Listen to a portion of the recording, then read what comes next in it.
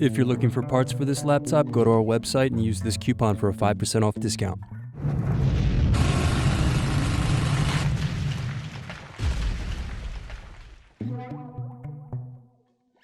First unscrew, then use fingers to remove base cover.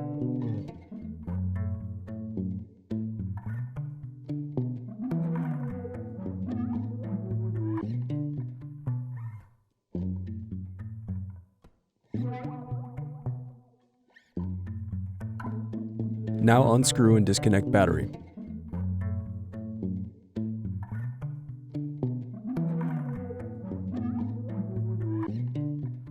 Now unscrew and disconnect touchpad.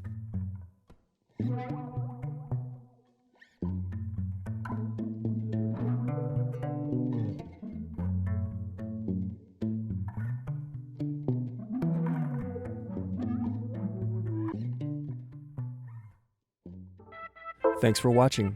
Don't forget to like and subscribe if you enjoyed this video. And if you need more, check out this playlist to watch other tutorials for your laptop. You can also click here to find parts for your laptop at partspeople.com.